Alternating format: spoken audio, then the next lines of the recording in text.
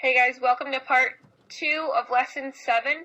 I'm taking a look at number 3 on your homework, and you're given a number and then you're given 4 vertical number lines, and you need to figure out the midpoints as well as how it is rounded too. So the first thing you need to do is you need to make that chart, and that just helps you organize your information in a way that is easier to see. And it's just helpful to read. That's why we always make charts for anything. So I'm going to put in my number. I have 8 ones, 8 tenths, 9 tenths, 9 tenths, 8 hundredths, 4 thousandths. Remember, this guy says scoot over, and you get 89, 8 and 4. This guy says move over, you get 8, 9, 8 and 4. And if you needed to, you could say move over again and get 898 and 4 thousandths. These bottom numbers are something that are very important. They go to on the bottom of your number lines, and the bottom of every place value column is that number goes to the bottom of your number lines. So let's take a look at your paper and write these bottom numbers, in their spots. All right, we need to look at our chart to see how many hundredths do we have. We have 889 hundredths, so that goes in the bottom. 898. And then how many tenths do we have? We have 89 tenths, right here, 89 tenths. 89 tenths. How many ones do we have? We have 8 ones. And how many tens? We have 0 tens, because there's nothing in that box, so there's 0. So I just use my chart to implement my numbers. Then you add 1. You add 1 to every number to get the top number. So 0 plus 1 is 1. 8 plus 1 is 9. 89 plus 1 is 90. 898 plus 1 is 899. And now we need to find the midpoint. To find the midpoint, we take 889, so our bottom number. So we have at least 898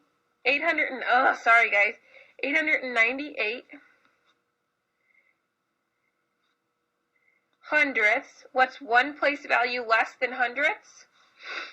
Thousandths. 198 hundredths and 5 thousandths. For B, we have 89 tenths and 5. What's one place value less than tenths? Hundredths. Sorry, it's really hard to write. Here we have 8 ones and 5 tenths. Here we have 0 tens and 5 ones.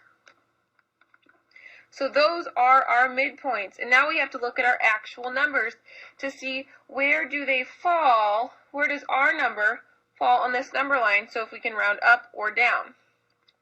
So looking at A is hundredths. We're going to look at the hundredths column. We're going to look at the hundredths column. Then we're going to look at the number next to it. It's a 4. Does a 4 round up or down? Remember, if it's 5 or more, it goes up. If it's 4 or less, it stays. So it's a 4, so it's going to stay. So it's going to stay to 898. For our next one is tenths. We are going to look at here and then look at this number. It's an 8, so it's going to round up to 90. For ones, Our number next to our ones, which is the guy that's going to bump us up or keep us, is 9. So we're going to go up to 9. For tens, the number that is next to it is 8. It is greater than 5, so it's going to bump up. So we're going to go up. Okay? It's a lot of steps. It's complicated, but once you get the decoding brain and you use your chart, you're able to master it, and it feels good when you're like, man, I got through all those steps, and I did it. On a Major League Baseball team, on a Major League Baseball diamond, the distance from the pitcher's mound is 18 and 386 thousandths of a meter. Round this number to the nearest hundredth of a meter to estimate the distance. Use a line to show your work. So we're looking for the nearest hundredth. So what I always do is I rewrite the number 18.386. We're rounding to the nearest hundredth, so I underline where we're rounding to. This person's going to tell me if I'm going to stay or if I'm going to go up. Oh, and this is meters. When we round, remember, this is the line. Only these guys get to stay. So it's a 6, so we are rounding up to 18 and 39 hundredths of a meter. Show on a number line your work. So you would draw a number line.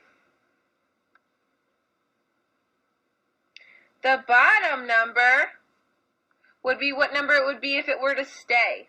So that would be 18.38. The top number would be the number it would be if it were to round up. 18.39.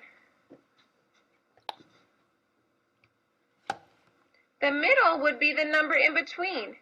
18.395. Or you can put 8. Or you can put 18.38 and 5 thousandths if you'd like to write it out like that. Our number is this in the problem. 18.386. Where would that fall on our number line? It would fall right above the 18.385. And since it's above the line, we round up. Just like since this is a 6, it's 1 above 5, we round up. All right, it says how many centimeters is it from the pitcher's mound to home plate? 18.39 meters equals how many centimeters? Well, there are 100, because remember guys, a meter is just like the stick we use to measure the couch and the door. There's 100 centimeters in every meter. We have this many, 18.39 meters. How many centimeters? We're going to go 2 to the right because we're multiplying by 100 to get 1,839 centimeters. Julie reads that 1 pint is equivalent to 0.47 liters. He asks his teacher how many liters there are in his pint. In a pint. His teacher responds, says there are 0.47 liters in a pint. He asks his parents, and they say there's about 0.5 liters in a pint. So teacher says there are about 0.47 liters. So there's 0.473 liters in his pint, and if we're going to the thousandths, but here going to the hundredths. And then we have parents say there's about 0.5. This is just like the problem we did in class about the miles ran. So think, what did the parents do and what did the teacher do? How can this possibly be true? I want you to answer that question on your own. Then on the top of your paper, so I know that you watched the video, I want you to tell me what your favorite color is, and would you write the name of that color on the top of your paper? So it can be any color you want, just your favorite color. Right on the top of your paper, so that way I know that you watched the video. Thank you guys so much. We'll be doing lesson 8 tomorrow, and that will be our last lesson. So you guys keep doing your job, and I'll keep doing mine. Have a happy, happy Monday. See you tomorrow. Bye.